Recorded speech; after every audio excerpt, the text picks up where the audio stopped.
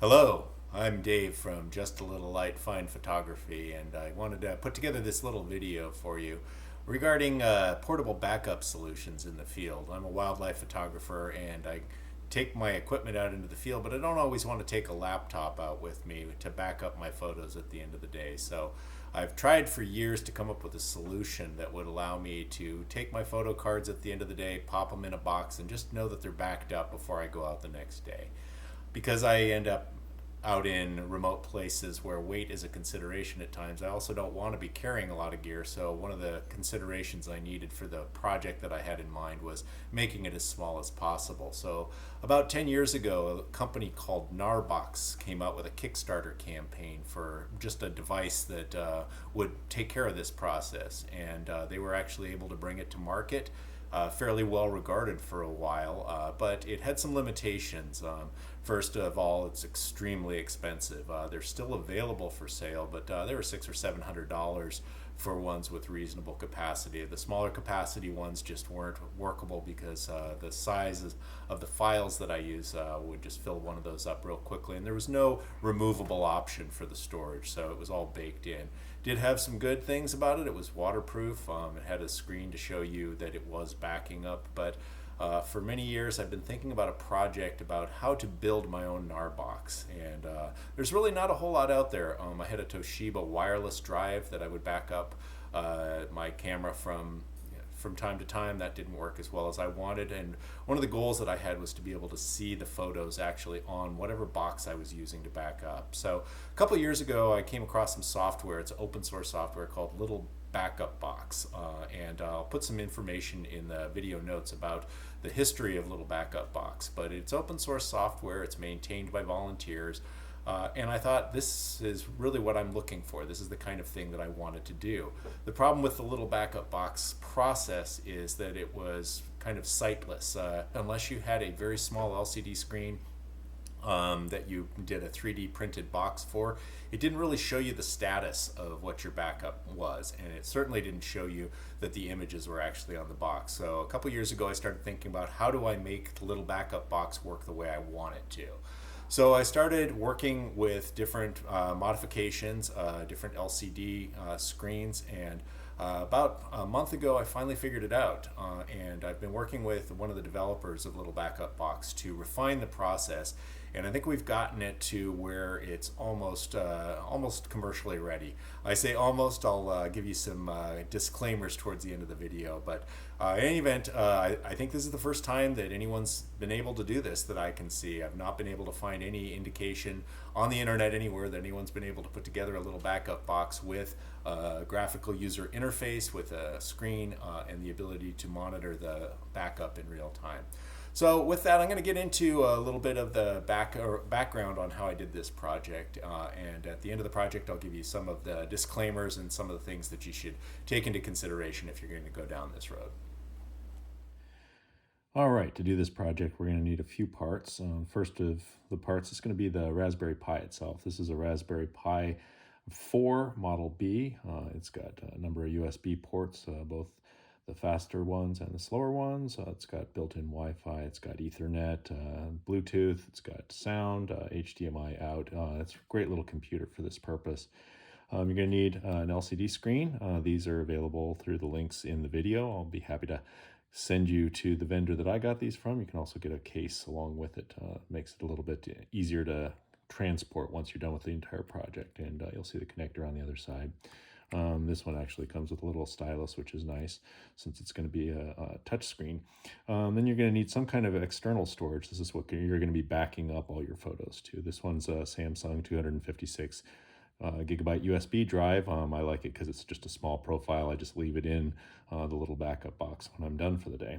And here's the guts of the thing. You're going to need a micro SD card. This one is a Sandisk Ultra. It's a 256 gig.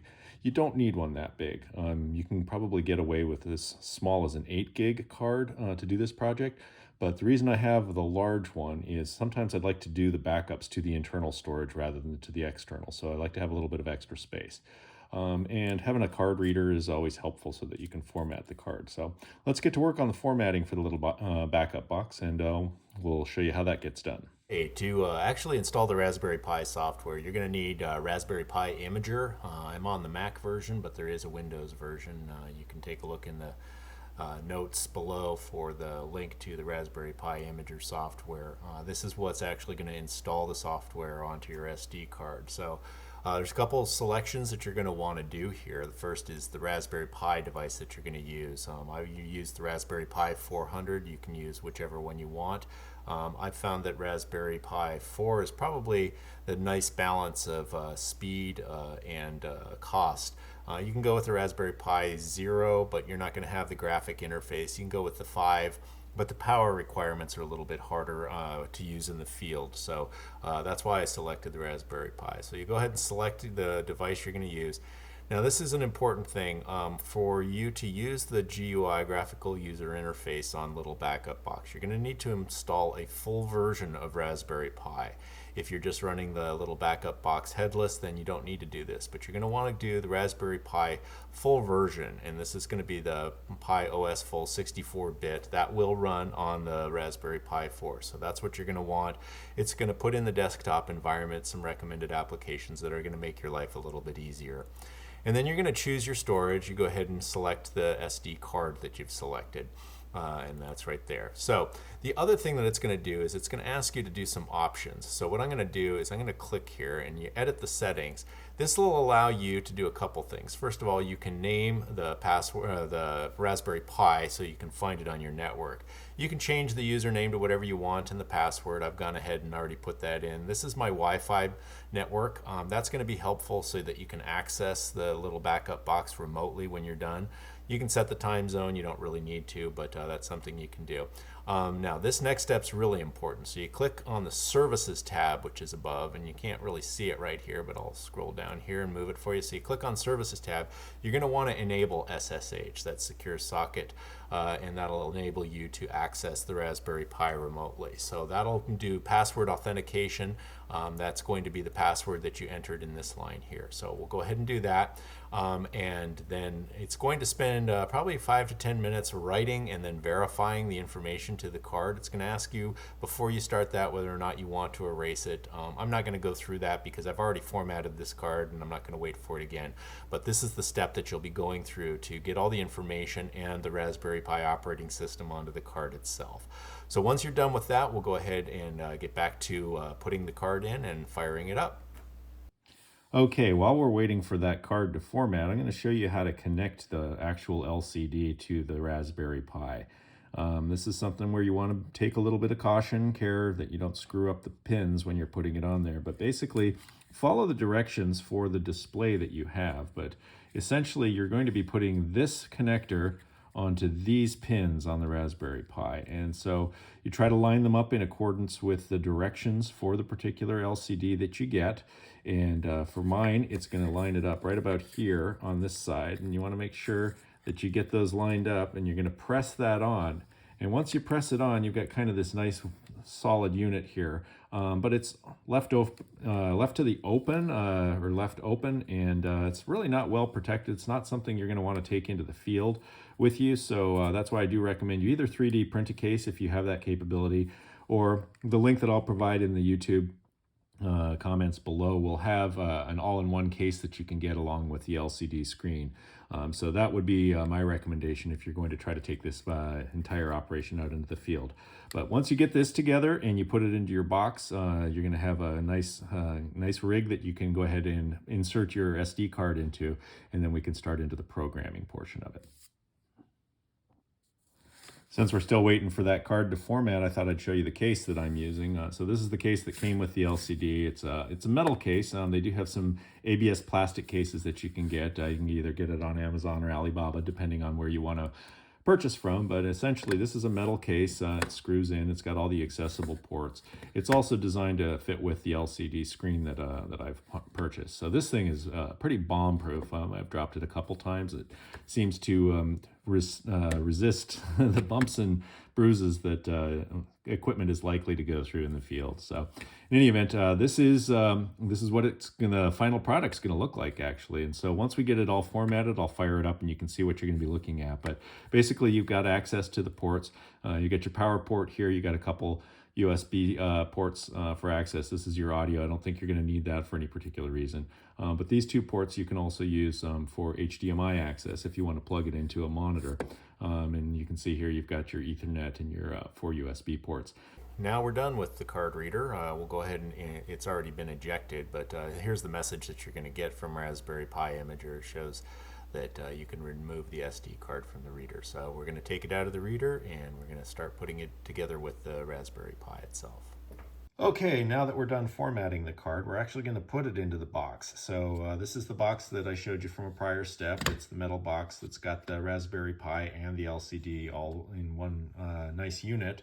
But there's a little slot here on the back here that you're going to be putting in the SD card. So we'll go ahead and try to get that in there. And you want to make sure that you don't lose it in the box, because then you're going to have to disassemble the entire box. So go ahead and get that in there, and then you've got it snug in there. Make sure it's inserted all the way. Now we're going to go ahead and power it up. So the reason I like this setup is when I'm out in the field, I don't always have access to reliable power, whether it's solar or otherwise. So I find that using USB battery banks are a really nice way to do it. So I got this 10,000 milliamp battery bank, and that's what I've been using with my little backup box. So we'll go ahead and plug in the power here, and it's going to plug in this port right here. It's a USB-C port.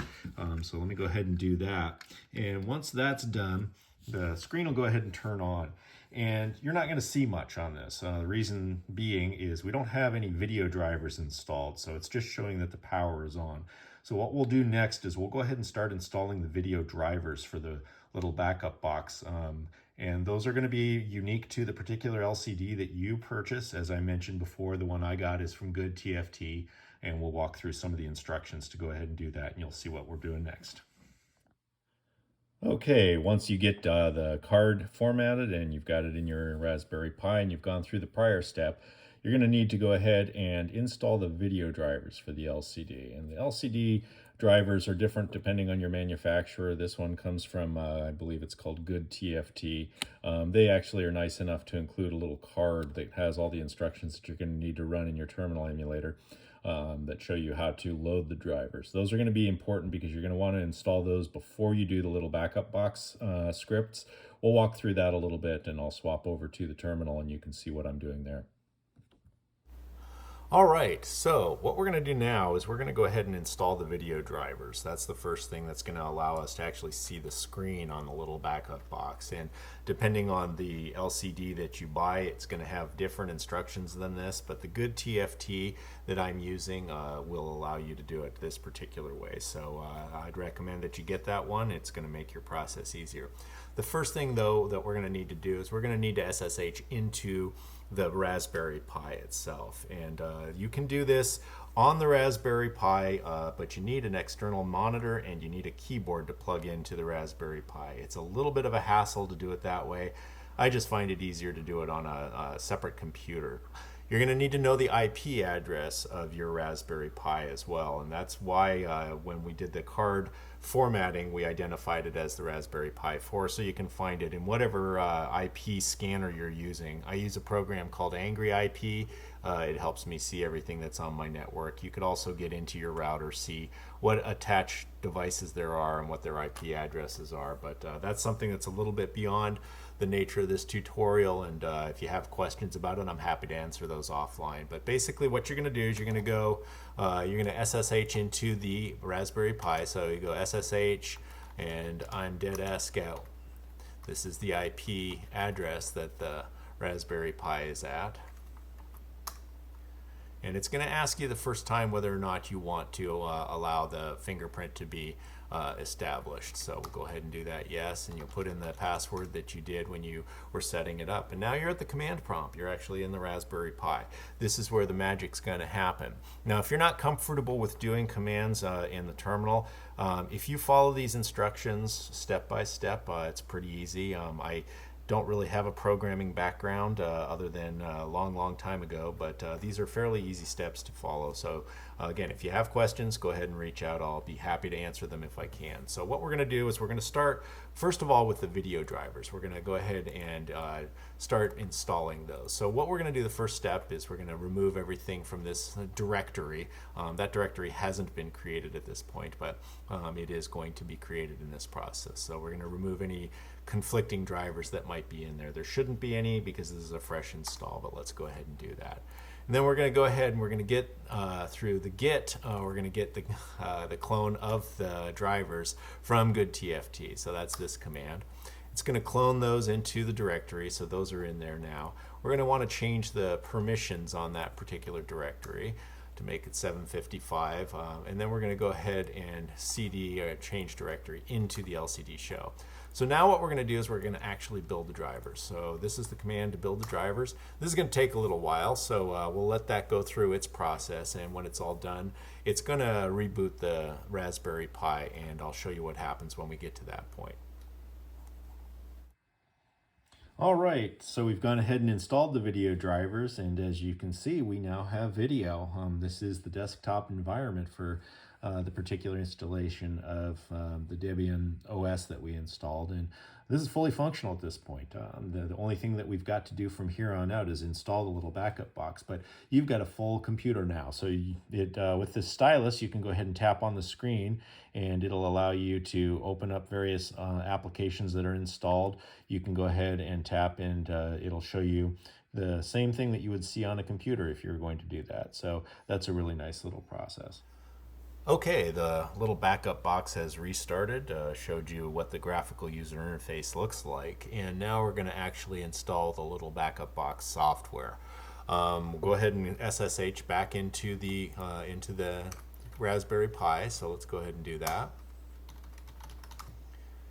And now what we're going to do is we're going to do the install for the little backup box. The instructions for this are on the Git repository, so you can go and take a look at that.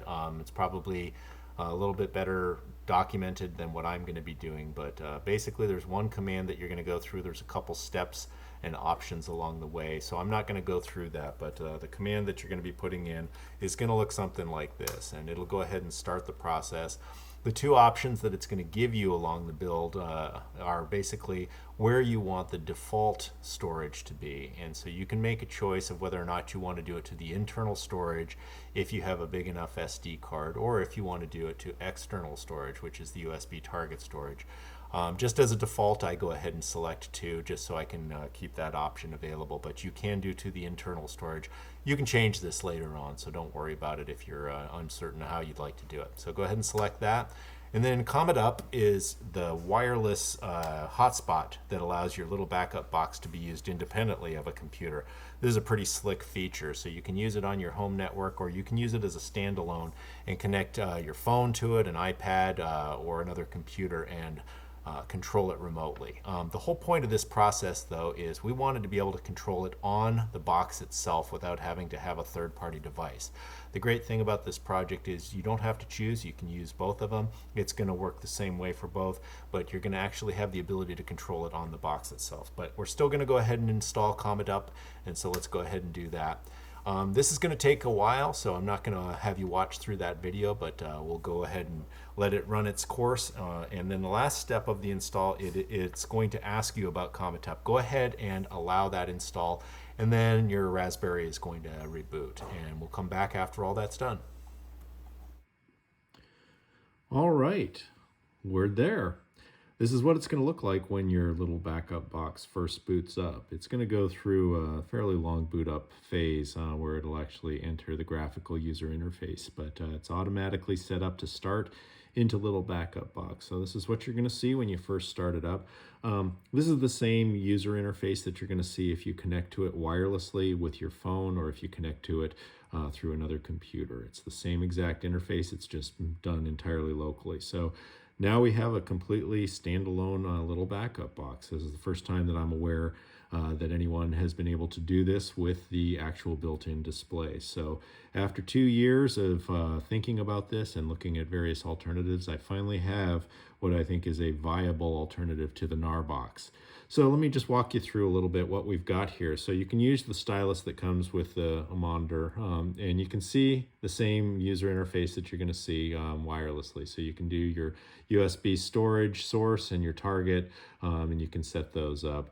The thing that I most wanted to see, though, was the actual log. So you scroll down a little bit here, and you're going to see the log monitor.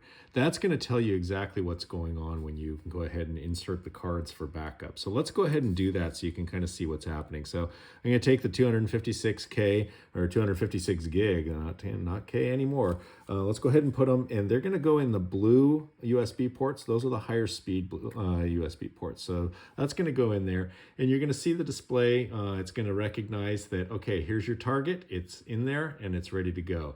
So the next thing that you're going to do is you're going to put in your source. Those are the photos that you've taken off your computer. I took some pictures of some red-tailed hawks, and I'm looking out the window right now, and it's pouring rain, and there is a red-tailed hawk up on the tree. So we're going to go ahead and try to get those pictures on here. So I got this little Orinoco, I think it's called Orico card reader. It's kind of slick because it's a USB, but it's also USB-C, so I can use it on my laptop. So let's go ahead and put the card in, and I'm going to put it in the other blue USB port. And the nice thing about Little Backup Box is it's automated. Once you do this, it's going to start the automated backup process. So you're going to see that it starts going through this, and it's going to give you a time estimate. That's internet time, obviously. It takes forever sometimes when it says a minute left, but it's actually pretty accurate, the elapsed time, and it shows you the percentage. So that's going to go through the backup process. The one thing that I really wanted to be able to do with this project, aside from seeing the backup process with the log monitor, is ultimately see the pictures. That's not something the Gnarbox was able to do, and it's not something any other portable backup devices have been able to do, as far as I've been able to tell. So the nice thing about Little Backup Box software is it creates thumbnails that you'll be able to take a look at, and you'll be able to see that your photos are actually on the Little Backup Box. With devices like the Gnarbox or some of the homebrew kits that people have made, you don't always have 100% confirmation that the photos are actually on the device or on the backup device. So that's one of the things that I really wanted to be able to see. So we'll go ahead and let this run through its backup, and then I will go ahead and show you where we are when we're done with the backup. So as it's continuing the backup process, you can see the percentage of the backup, and it gives you an idea of approximately how much time is left. I wouldn't say that's 100% accurate, but it's pretty close. But it's pretty fast backup. You know, I've got 91 photos on this card. They're pretty big photos because I'm shooting with a Canon R5, so each file is about 50 to 60 megabytes. So it's a fair amount of data to transfer over. One of the settings that you can set on your Little Backup Box once you do this is for it to shut down automatically when it's done backing up. I'm not going to have that set by default simply because I want to show you the rest of the steps on this. But this will give you an idea of what the backup process looks like, and we're almost there. Once it's done actually backing up the photos, then it's going to create the thumbnails, and that's one of the primary reasons I wanted to do this project. With products like the Gnarbox or other homebrew solutions, it's really difficult to tell whether or not you've actually backed up the photos because you can't see them. The Gnarbox had a little LCD screen, didn't show the photos themselves, and if you're just doing it with powered hubs or just hard drives, you're not going to be able to see whether the photos are on there. That's one of the beautiful things about this Little Backup Box process is you are going to be able to see the thumbnails. So once we're done with the USB storage transfer here, which is just about done, then you'll see it's going to start into creating the thumbnails. Once we're done with the thumbnails, I'll show you exactly what those look like. But here it's starting into thumbnail generation, and that shouldn't take too long. All right, and our backup is done. It's generated all its thumbnails, and so one of the things that I want to make sure before we shut down the machine is that we actually have the pictures on the machine. So on the Little Backup Box, you've got the interface with the sandwich menu, and you click on View, you go to your image viewer, and now you're going to be able to actually see that the images have transferred over. They're actually on here. They're not particularly high resolution on this because this is a pretty low quality LCD screen, but you are going to be able to see there that the photos are actually on the device. That's something that no other device out there that I'm aware of does. With the Gnarbox, you had a little LCD showing progress. It showed that there were files transferred, but you could never actually see that the photos were on there. That's what this little backup box does. So if you click on the actual photo itself, it's going to give you a bigger version of the photo so you can take a look at it. I wouldn't use this in the field too much. It's not really worth the battery time for me to check through it. I can always look on the camera to make sure the image looks good on the back of the camera or through the viewfinder. But you can see the information about the picture. You can actually see it come in. And it also shows you all the EXIF data, which is kind of handy. So you can see file access time and so on.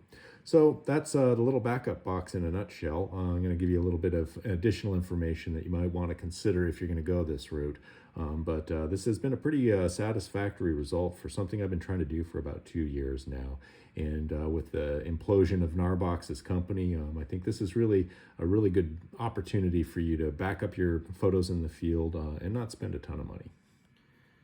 One last thing I did want to point out is, like any computer, you really should power it down through the interface rather than just unplugging the power. You don't want to risk data corruption after backing up all your photos. So little backup box's graphical user interface has a button that'll allow you to either reboot or power off the machine. So I'm going to go ahead and just click off the power off, and it's going to go ahead and shut itself down. And I'll give you a little bit of closing information about the box as well.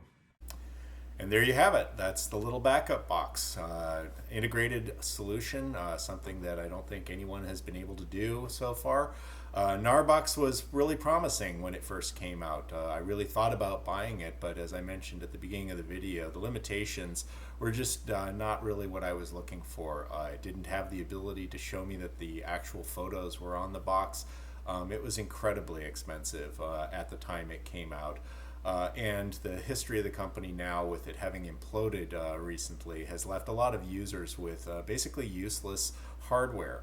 The solution with the little backup box is really great because it's open source software. It's continually being updated by people. It has commercially available equipment. You can get a Raspberry Pi just about anywhere. You can get the LCD screens.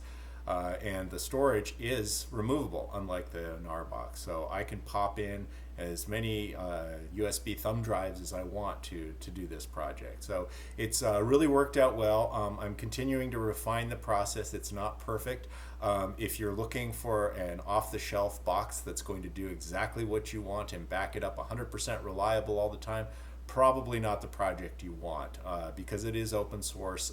There are going to be bugs involved. I've been working through some of those bugs. They seem to be pretty minor, and the nice thing about the little backup box is it has reliably backed up everything that I need. The bugs that I'm talking about are really in the transition to the graphical user interface.